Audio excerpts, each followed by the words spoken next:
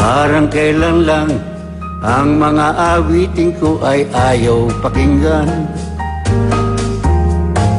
Dahil sa inyo, narinig ang isip ko at naintindihan. Dahil dito, ibig ko kayong ituring na matalik kong kaibigan. Tatanda at lilipas din ako, ngunit mayroong awiting iiwanan sa inyong alaala. Dahil minsan tayo'y nagkasama at tatanda at lilipas din ako, ngunit may National Day of Remembrance para kay Pidol. Mga watawat sa Maynila at Quezon City, naka-half mask. Comedy King Dolphy, binigyang papuri ng Kapatid Network sa Heritage Park kagabi. Dolphy Jr. nagsorry kay Shasha Padilla dahil sa iringan daw nila nung nabubuhay pa ang hari ng komedya. Gusto kong humingi ng tawad sa'yo. Kasi sa totoo lang po, talagang nagkaroon kami ng misunderstanding ni Shasha. Ilang Kapatid stars inalala ang kabutihang ginawa ng Comedy King. Daddy, I love you so much and I'll see you soon. Whether or not ulanin ang libing ni Dolphy sa linggo ng hapon, sasagutin. Fan ni Dolphy na nahaibag kahintay sa pila, papasok sa burol, tinulungan ng Rescue 5. Latest mula sa Heritage Park, ibibigay namin live. Isang klase ng Robitussin Cup Syrup pinababawi na sa merkado. Gamot, maliraw ang naka-imprentang dosage sa kahon. Sa Action Sports, talk and text tropang texters, masusubok ang galing sa laban ngayong gabi kontra sa defending champion na Petron Blaze Boosters.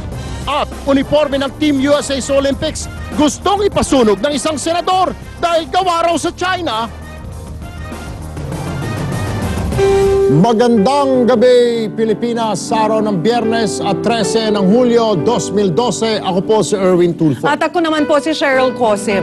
Partner, mga kapatid, wala pa rin patid ang dagsa ng mga kilalang personalidad at maging mga ordinaryong tao sa ikatlong araw ng public viewing sa mga labi ni Comedy King Dolphy.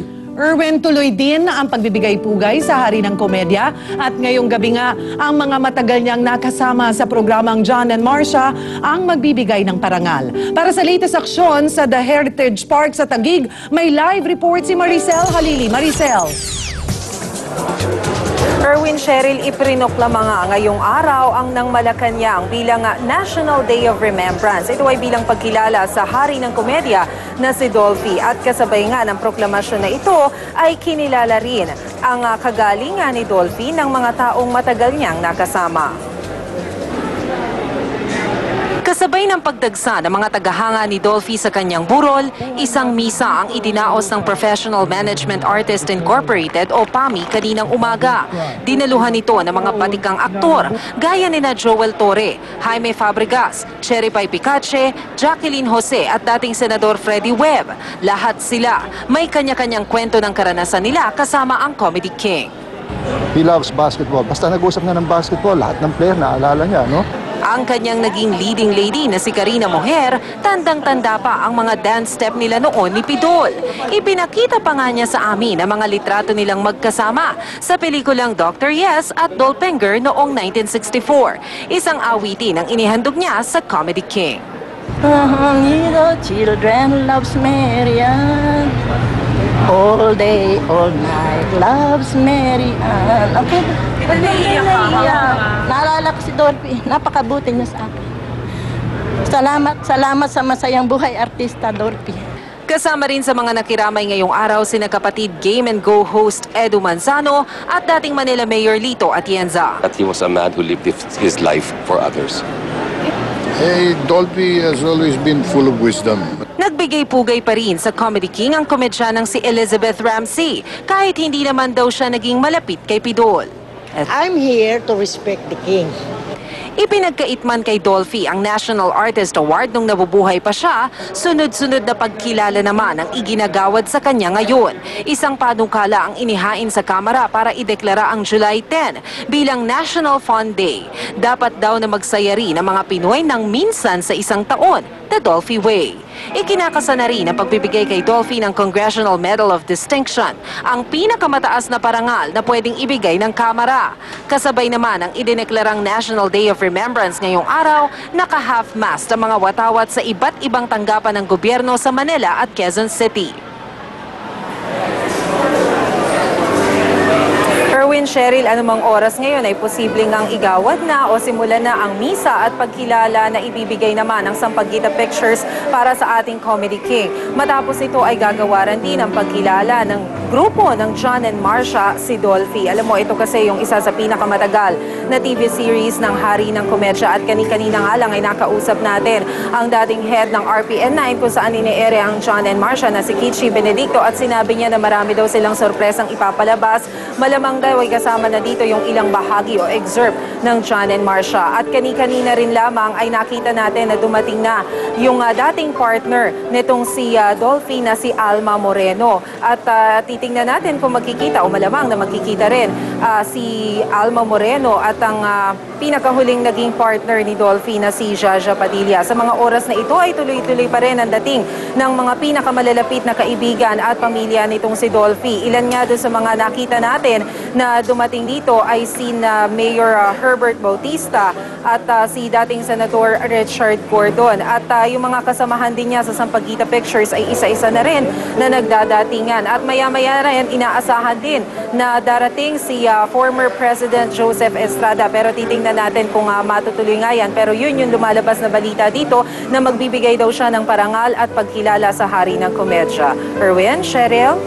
Maraming salamat sa iyo, Maricel Halili, live mula sa The Heritage. Samantala, ang TV5 ang huling naging tahanan ni Comedy King Dolphy bago siya pumanaw at sa necrological service na inorganisa ng Kapatid Network kagabi. 3 oras na nagsama-samang pinakamalalaking bituin sa showbiz. Mapakapatid, kapuso, kapamilya para sabay-sabay na tumawa at umiyak sa pag-alala sa Hari ng Komedya. Ina Zara, ikwento mo. Ilang beses ding napuno ng tawanan ang chapel nang magkwento ang mga dating kasamahan sa trabaho ni Dolphy. So he started dancing and all the girls went wild. Ako, naiwan sa akin 2 babae na lang.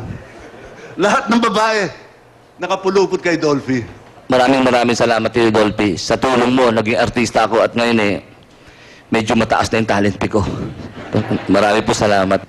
Hindi ko makakalimutan yung isang advice na sinabi niya sa akin na kahit na mahuli ka na, kahit sa akto, huwag kang aamin.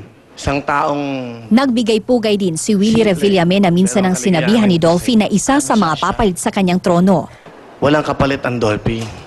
Walang po pwedeng pumalit sa kanya dahil si Dolphy po ay nag-iisa lamang. Hindi po kami naging Wala namang patid ang pagluha ng megastar. Ilang poste na rin ang tinayo niya sa lahat ng TV station. Siguro kahit nung nanghihina na siya at kinuha pa siya ng TV5,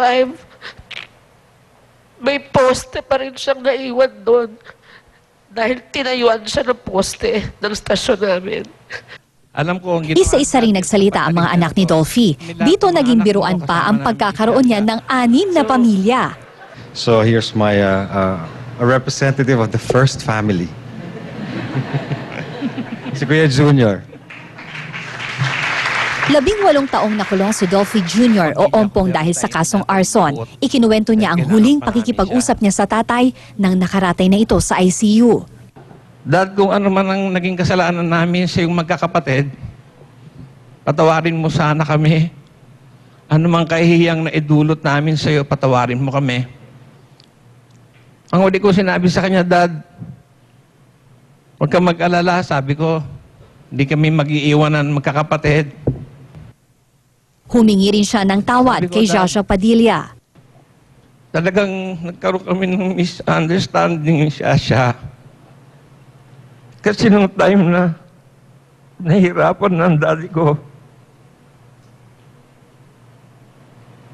hindi ko siya naintindihan.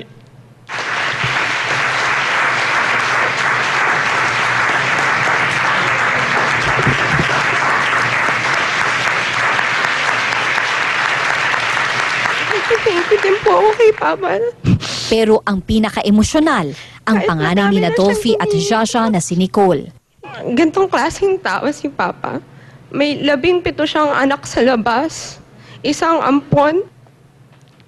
Dati iniisip ko, 18 children, saan niya nahuhugot lahat ng energy at lahat ng pagmamahal na lahat kami were well provided for.